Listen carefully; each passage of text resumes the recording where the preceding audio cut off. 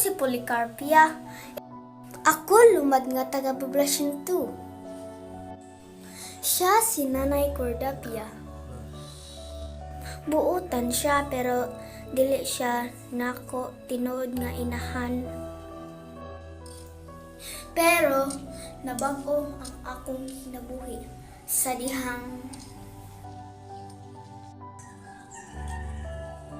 Nay, sa kanay.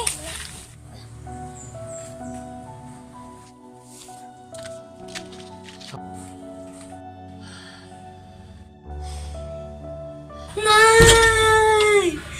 Ayaw ko biyahe na. Ang lampin sa aparador, ang sekreto sa imong kinabuhi. Ayaw ko biyahe na.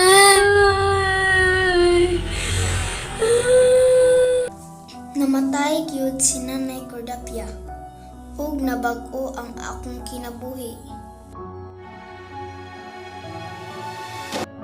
Unsa ka ning lampina ni?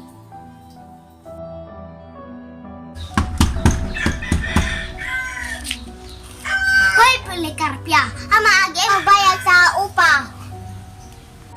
Pasensya na, Don Tiburcio, wa pa may kwarta. Layas! Tulak! Pakakabuwag na wa para ka bayad sa upa!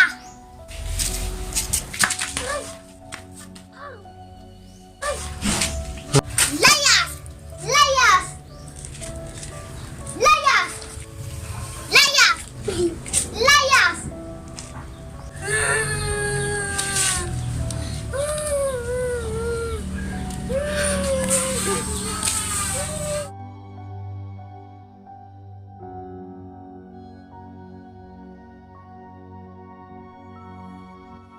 Ipalayas ka jud ko ni Don Tiburcio ug nangita ko og trabaho.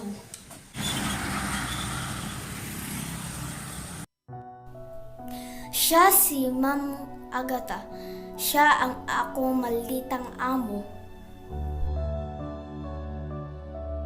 Policarpia!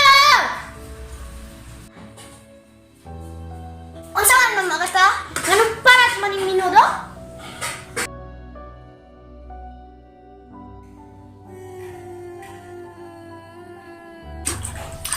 Policarpia! Nanong bulan pa man eh?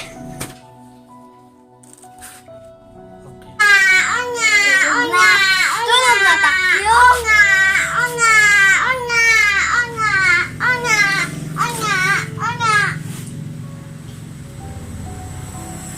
Tulog na takyo.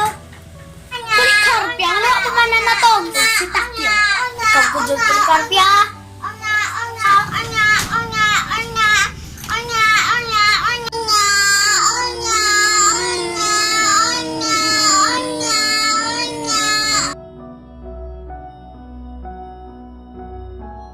Policarpia, ako na dyan ka isa sa tangkal.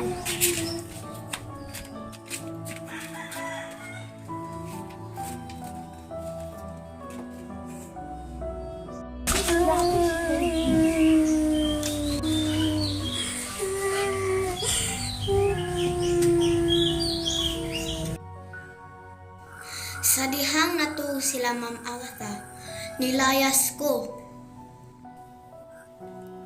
Dili na nako maagwanta ang pagdaog-daog niya naho.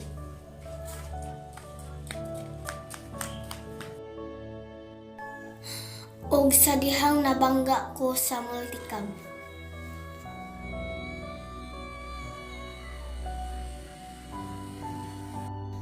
Siya si Dunya Serapia. Siya ang nakabangga naho.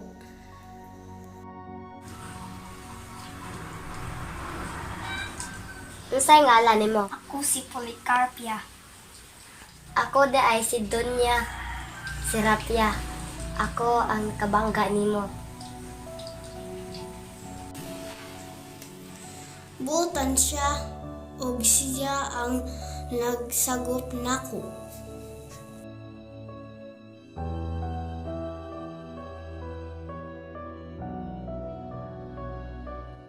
Pinaga ko kaayo niya.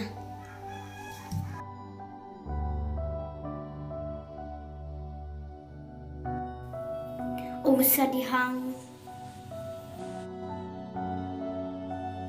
Noon akay anang dampina. gihatag di sa ang nanay ko Tapia. Unsa? Gibilin ko niya kay Nanay Cordapia. Kay nagtrabaho siya sa una sa Saudi. Pero pagbalik niya gikan sa Saudi, gidemolish mi sa among gipuy-an. Maong wala na may komunikasyon niya.